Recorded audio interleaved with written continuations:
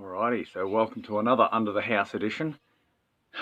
Not stupidly hot today, so it's a good day to get out and catch up on some projects I've been meaning to get on board with on the bike. One of the things I've been saying from the start of this is I want to get the boost bottle onto here from the Mk5 behind me. So that's my DIY boost bottle. I'll pop a card up here to link the playlist for the boost bottle. Now this is going to be a really easy thing to do because I'm taking basically everything you see here, the carb, the manifold and the boost bottle. So it should just be as easy as undoing the manifold and swapping the whole thing over. The only thing I really have to sort out is how I'm going to mount that bottle, which is likely just going to be cable tied for the time being under there. So obviously I've not filmed me actually taking the thing off, but I want to show you why I think this manifold works so well. And that's because that is almost perfectly threaded in there. There's nothing actually protruding down there. That was my first ever attempt at using a tap and die kit and a Dremel, incidentally. So I think I got that spot on. And on the top here is just JB weld to stop the vibrations shaking the whole thing loose. Now I may just have to lengthen that tube depending on how well it fits on that frame. As you can see, it's a little bit gummy.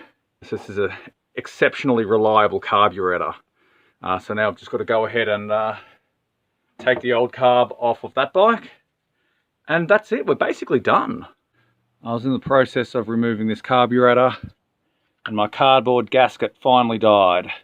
But the one stuck over on that bike is still in pretty good nick. But there's no way I can reuse that. That was made out of just some cheap ass cardboard that some soft drink came in. And it held up spectacularly, all things given. Now, I would not recommend a mess like this. Carby from the other bike is attached to the fuel line, but the carby that came off this bike is still attached to the throttle cable.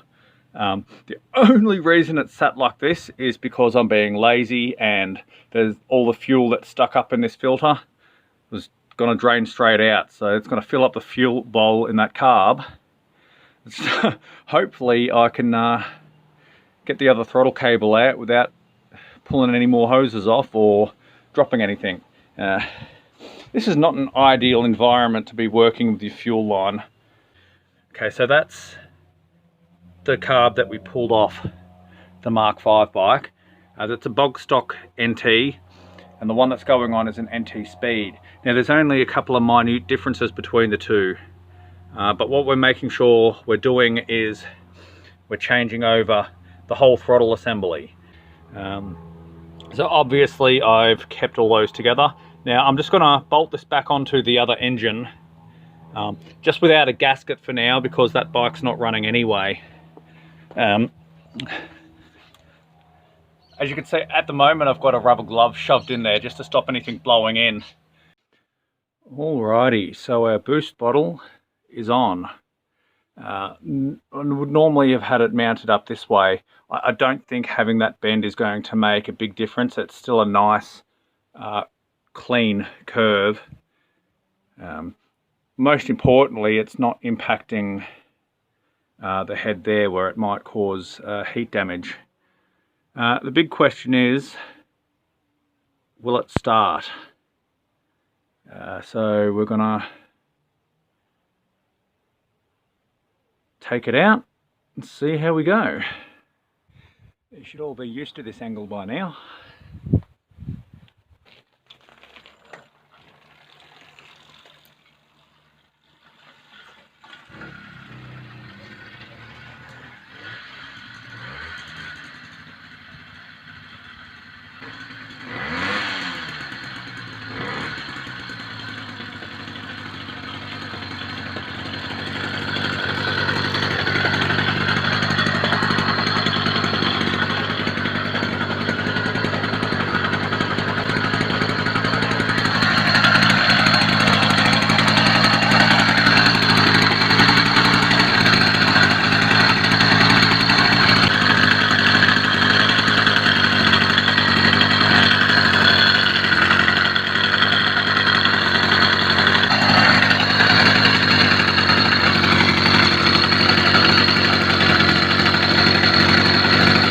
the last little job that I have to do before I take this bike back out again is to grease the gears.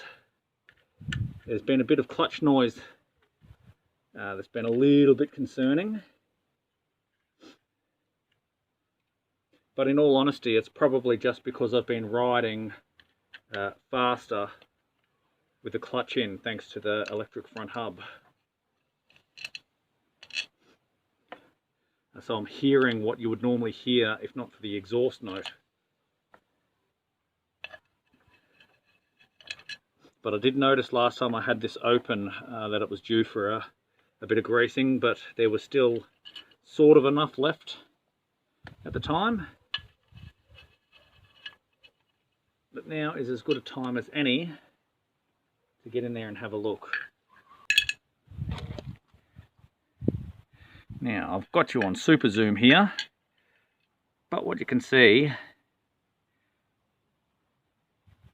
I wonder if that someone can tell me, is that little gap anything to write home about, or is that looking good? I like to get a fair amount of grease around the whole thing, and you can see the remains of where I've greased previously, but that wheel's looking pretty dry. So I want to get a big glob of grease on there before I go for another ride. Alright, so it's an absolute mess of grease in there, but the important thing to note is that that little bit's not going to matter. Not getting the clutch pads behind there all oily. So all I've got to do now is pop our cover back on, mix up some fresh fuel, because I finally burnt through most of the old fuel that was in that tank finally, and we'll take it for a bit of a ride, and fingers crossed.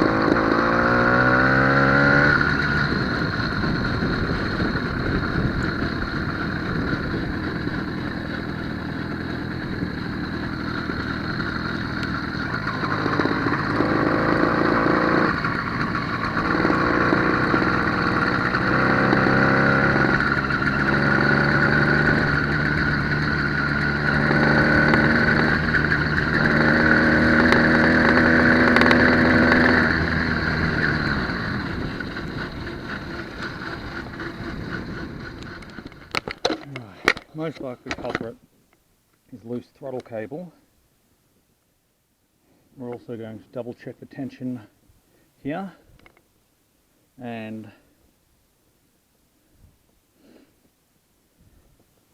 while we're at it, we'll just check the exhaust.